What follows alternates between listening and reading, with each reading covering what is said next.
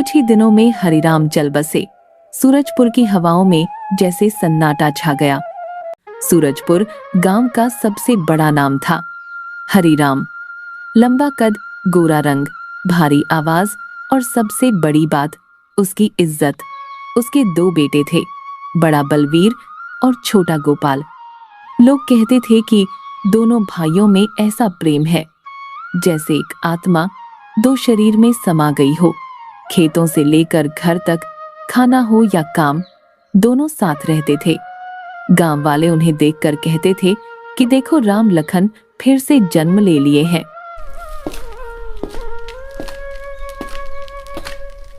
भैया, आज बैल भी थक गए लगते हैं, बार बार रुक जा रहे हैं। अरे बैल नहीं, तू थक गया है। चल थोड़ा और कर ले, फिर आराम करेंगे। आज तो भूख भी ज्यादा लग रही है। चलो जल्दी खत्म करें। माँ ने खिचड़ी बनाई है तेरे लिए, घी भी डलवाया है मैंने। तू दिन रात मेहनत करता है, ताकत तो चाहिए ना। शाम होते ही दोनों भाई घर लौटते। एक ही थाली में खाना खाते, एक साथ हंसते, रोते और सोते। किसी ने अगर गलती से भी पूछ लिया कि तुम दोनों में से बड़ा कौन है, तो दोनों हंसकर कहते कि हम तो बराबर हैं। बेटा, ये खेत, ये कुआं, ये मकान सब मिट्टी के हैं। असली चीज है तुम्हारा आपस का प्यार।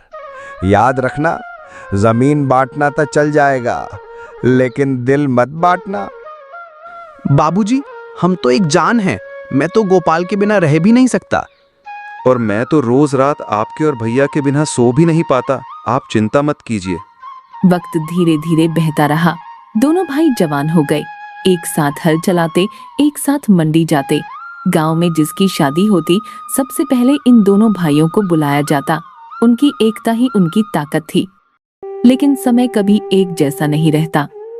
भैया, डॉक्टर को बुलाया क्या आपने? हाँ गोपाल, बुला लिया है, लेकिन बाबूजी अब बहुत कमजोर हो गए हैं।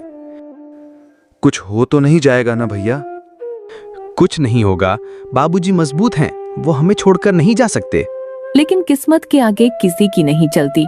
कुछ ही दिनों में हरिराम चल बसे। सूरजपुर की हवाओं में जैसे सन्नाटा छा गया।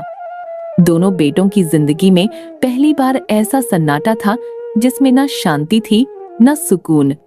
भैया, अब हम दोनों ही हैं एक दूसरे के। बाबूजी की कमी तो कभी पूरी नहीं हो सकती। अब हमें ही उनका नाम और घर संभालना है। तू फिक्र मत कर गोपाल, हम साथ हैं। कहने को दोनों साथ थे, मगर वक्त के साथ कुछ और भी साथ आ रहा था। वो था बंटवारे का बीज, जो अभी मिट्टी में गहरा दबा था, लेकिन जल्द ही अंकुरित होने वाला था। घर का माहौल बदलने लगा। दोपहर की चुप्पी बोझिल लगने लगी और शाम की हवा अब वैसी ठंडी नहीं लगती थी। अब देखिए जी, बाबूजी की तो मृत्यु को भी 3 हफ्ते हो गए हैं। कब तक सब यूं ही चलेगा? अब तो फैसला करो। फैसला किस बात का सरोज? जायदाद का। अब वो वक्त आ गया है जब सब चीजें साफ साफ होनी चाहिए जी। खेत, मकान, कुआं, बैल, सब कुछ। देखो ना, सब कुछ आप ही के भरोसे है। तो क्या करूं मैं? सब बांट दूं क्या? बांटने की बात मैंने कब की? मैं तो कह रही हूँ कि जो तुम्हारा है उसे अपने नाम करवाओ, और वो सब तुम्हारा ही है। तुमने ही तो बापूजी के साथ दिन रात खटकर ये सब संभाला है। सरोज की बातों ने बलवीर के मन में दबे लालच को हवा दे दी। अगले दिन जब गोपाल खेत से लौटकर आया, तो बलवीर ने पहली बार कुछ अलग अंदाज में बातें की। बैठ गोपाल, तुझसे कुछ बात करनी है। अब बाबूजी नहीं रहे, घर, खेत, मकान सब संभालना है, और मैं ये सोच रहा हूं कि अब सब कुछ साफ साफ बांट लिया जाए। बंटवारा भैया? हाँ, अब जिम्मेदारियां अलग होनी चाहिए। तू छोटा है, तुझे भी तो खुद का हिस्सा चाहिए ना। भैया, आपने जो कहा वही ठीक है। मुझे कुछ नहीं चाहिए, जो समझ आए वो करिए। देख, ये तेरी भलाई के लिए ही कह रहा हूँ। मैं चाहता हूँ कि तू अपनी जिंदगी अपने तरीके से जिए और तेरे पास भी कुछ हो। गोपाल के चेहरे पर भाव कुछ और ही थे।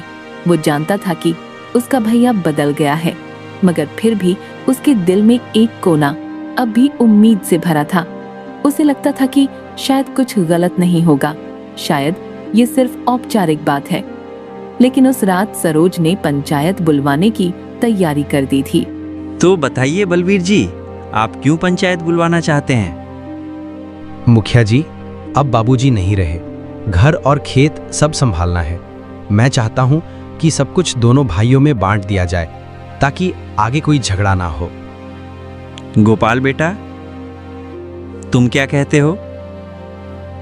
मैं तो चुप हूं मुखिया जी, जो मेरे भैया कहें वही मुझे मंजूर है। फिर बलवीर ने वो कागज पेश किए जो कभी बाबूजी ने नहीं बनाए थे।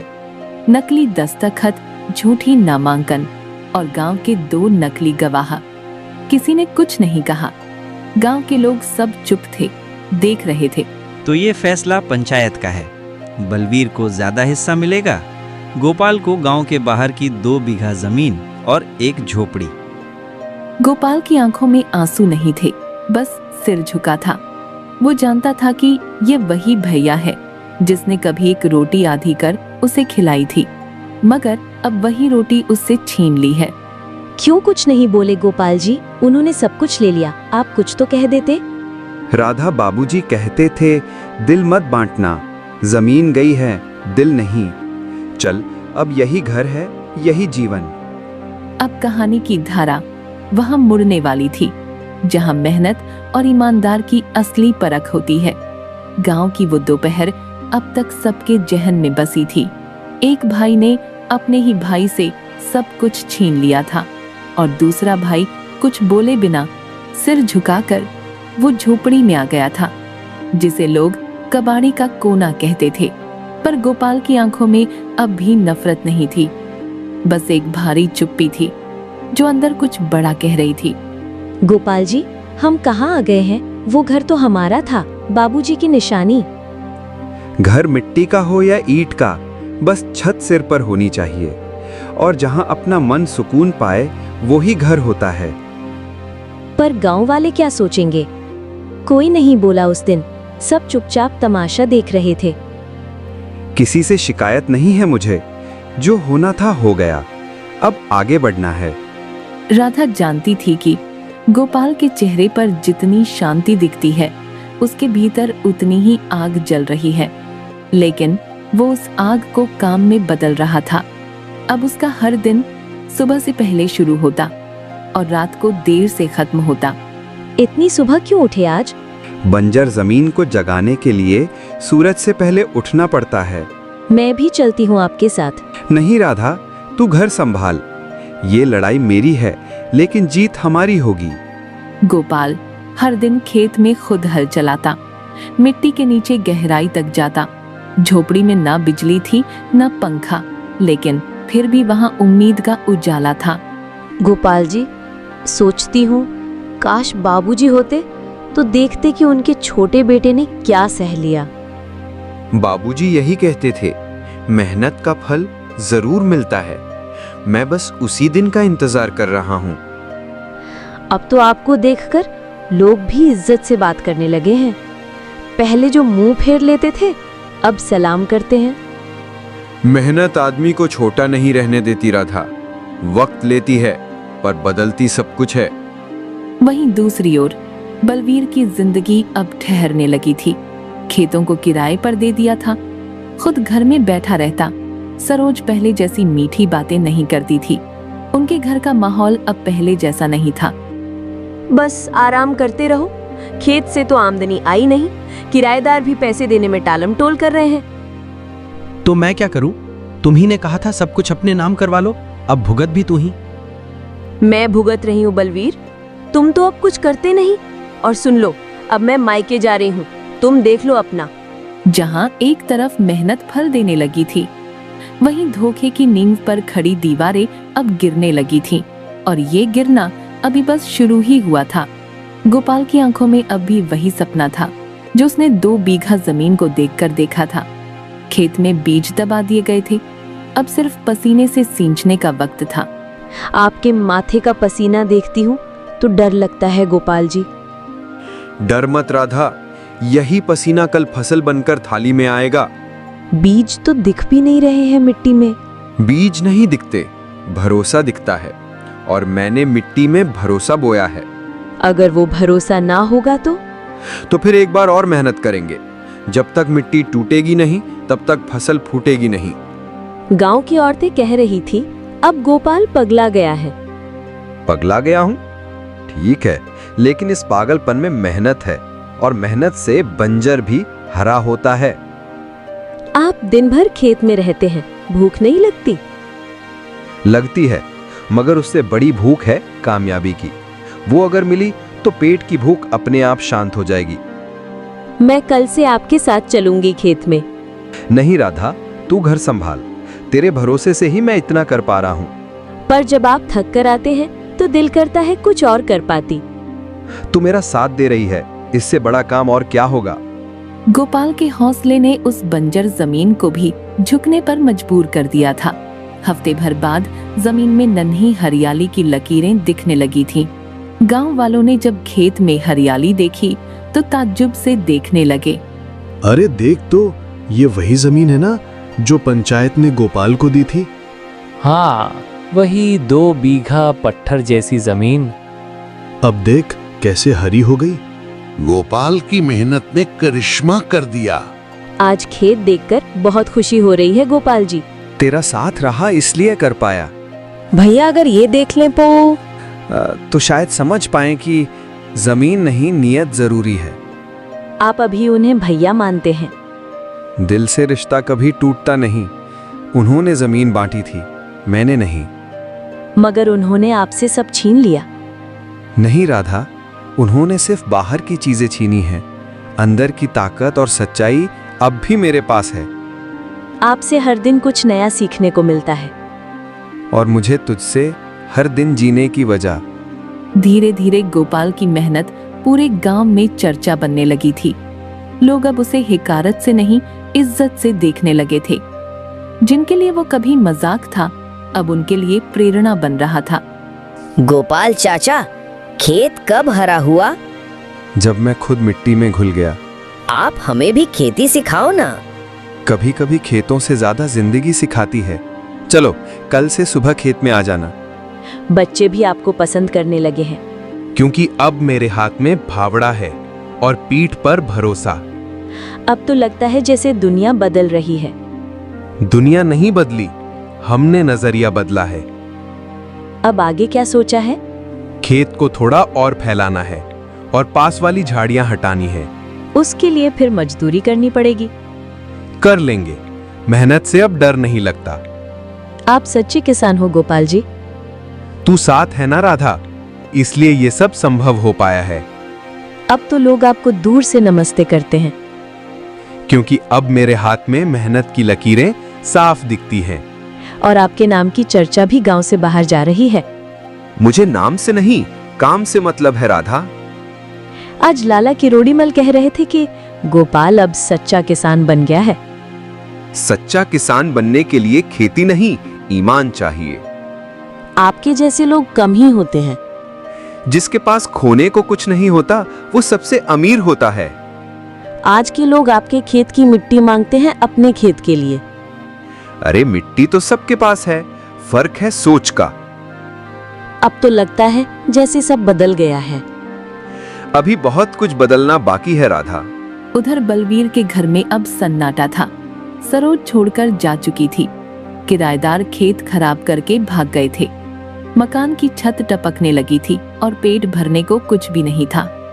सब कुछ था मेरे पास, खेत, मकान, बैल, फिर भी चैन नहीं मिला। तूने जो छीना वो टिकता नहीं, जो पाया वो खो गया। अब तो गोपाल को भी मुंह नहीं दिखा सकता।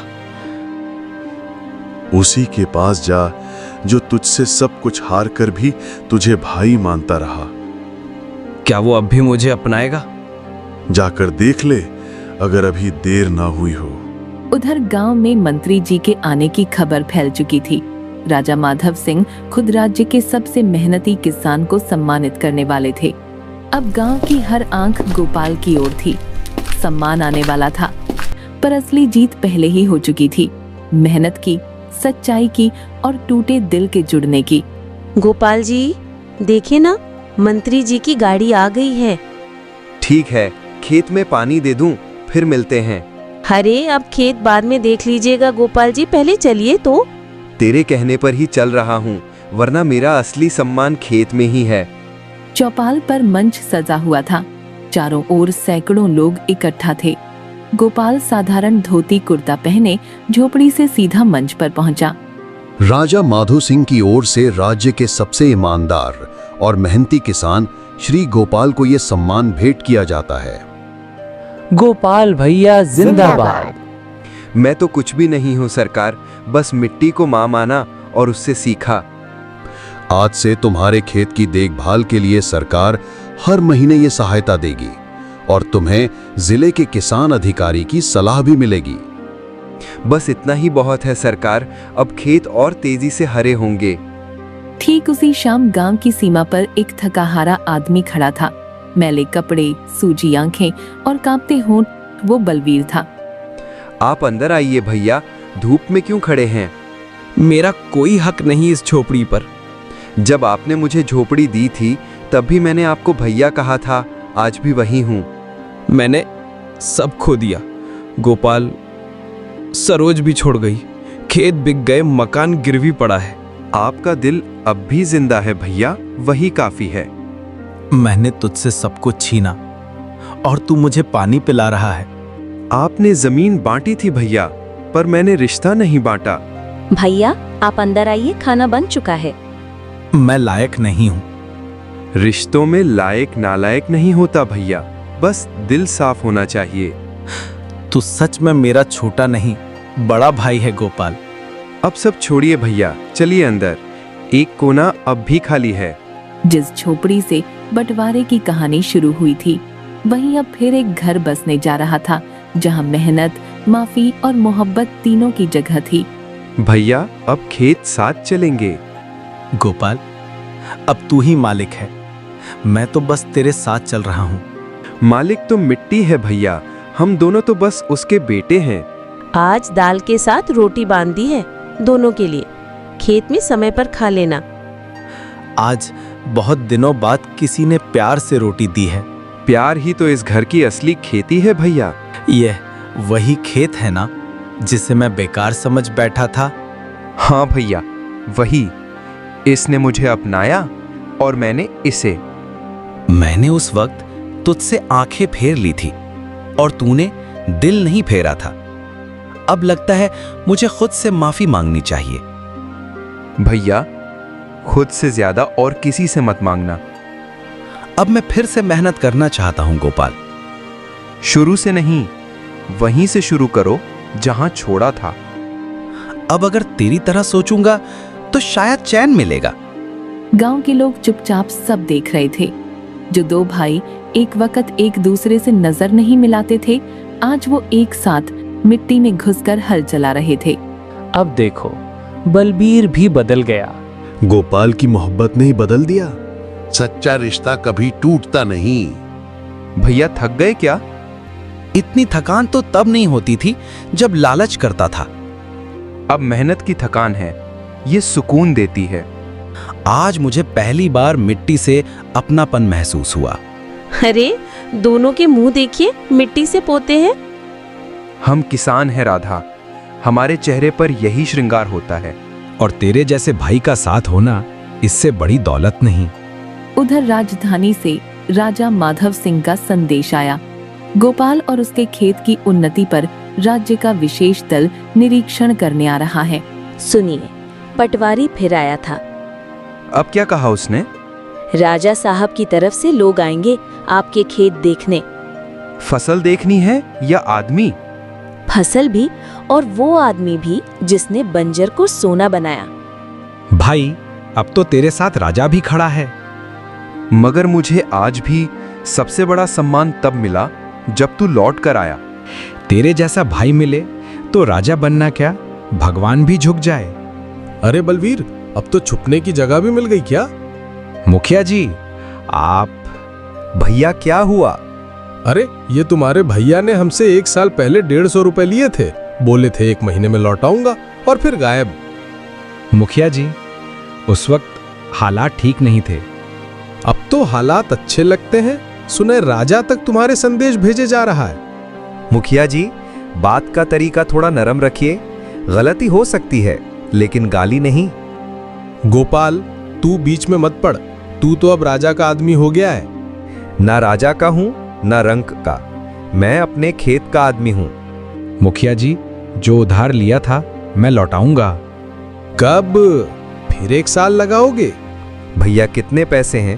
अब तो ब्याज जोड़कर 250 हुए। अभी दूं क्या? नहीं गोपाल, तू नहीं देगा, ये मेरी गलती थी। घर में कुल 100 ही बचे हैं गोपाल जी। ठीक है, आधा अभी दे देंगे, बाकी खेत से फसल निकले तो पूरा कर देंगे। और अगर नहीं दिया तो? और अगर नहीं दिया तो ले जाना, मुझे मजदूरी करूंगा पर पैसा लौटाऊंगा। मुखिया जी, आदमी की नीयत देखिए, वक्त नहीं। खेत में खून बहाया है हमने। ठीक है, 10 दिन में बाकी दे देना, वरना पंचायत में ले जाऊंगा। लीजिए, ये 100 अभी लीजिए। ठीक है, बाकी का इंतजार रहेगा। और हाँ, अब छुपने की कोशिश मत करना। मुखिया चला गया, लेकिन बलवीर का चेहरा उतर गया था। उसे अब अपना बीता वक्त काटने लगा। गोपाल, तूने मेरे लिए जो किया मैं जिंदगी भर नहीं भूलूंगा। भैया, भाई के लिए किया है, आप होते तो आप भी यही करते। पर अब मुझे खुद भी मेहनत करनी होगी, तुझ पर बोझ बनकर नहीं रह सकता। तू साथ दे दे भैया, बस वही काफी है। और अब राजा के लोग भी तो आने वाले हैं, खेत को और अच्छा बना लीजिए दोनों। हम दोनों मिलकर मिट्टी को सोना बनाएंगे। और फिर उसमें से कुछ हिस्सा उस उधारी के लिए अलग रखूंगा। गांव में अब बातें फिर से होने लगी थीं। कोई कहता गोपाल बड़ा आदमी बन रहा है, कोई कहता अब उसके दरवाजे पर भी मुखिया खड़ा हो गया। मगर गोपाल की चाल वैसी ही रही, सीधी, सरल और सच्ची। गोपाल, अगर तुझे मैं तब ना ठगता तो शायद ये दिन पहले ही देखता। शायद नहीं भैया, जो होता है वही सही होता है। अब लगता है हर गलती एक सबक बन गई है। और हर सबक ने तुझे मुझसे फिर जोड़ दिया। अब तेरा ये भरोसा कभी नहीं टूटेगा। मुझे भरोसा नहीं चाहिए भैया, बस तेरा साथ चाहिए। गोपाल जी, पानी लाई हूँ, जरा सुस्ता तो लीजिए। अभी नहीं राधा, खेत की एक मेड़ बाकी है। राधा, तुम 2 गिलास और लाना, आज तो पूरा पसीना निचोड़ गया। बस ध्यान रखना, अब सरकार के लोग आने ही वाले हैं। सरकार तो बाद में देखेगी, पहले हमें खेत देखना है। तभी एक घोड़ा गाड़ी खेत की ओर आती हुई दिखती है। गाड़ी में 2 लोग हैं, एक पटवारी और दूसरा दरबारी वेश में, राजकीय अधिकारी। गोपाल जी, आप ही हैं? जी, मैं ही हूं। हम राजा माधव सिंह के प्रतिनिधि हैं। हमें आपके खेत का निरीक्षण करना है। आइए साहब, जो कुछ है सब यही है। हमें बताया गया था कि ये जमीन कभी बंजर थी। बिल्कुल साहब, यही 2 बीघा जहां अब हरियाली है। कितने समय से इसे उपजाऊ बनाया? साल भर लगा साहब, रोज सुबह से रात तक मिट्टी से बात की है। और मदद किसकी रही? बीवी ने भरोसा दिया और भाई ने फिर से साथ। राजा साहब ने आदेश दिया है कि ऐसी प्रेरणा देने वाली मेहनत को दरबार में बुलाया जाए। साहब, आप और आपका पूरा परिवार दरबार में आमंत्रित है। साथ ही इस खेत को राजकीय आदर्श खेत घोषित किया जाएगा। गोपाल जी, आपने तो कुछ मांगा भी नहीं। जब मांगते नहीं तब मिलना शुरू होता है। अब तो मैं सच में तुझ पर गर्व करता हूँ गोपाल भैया। भैया, आज जो मिला है उसमें तेरा भी हाथ है।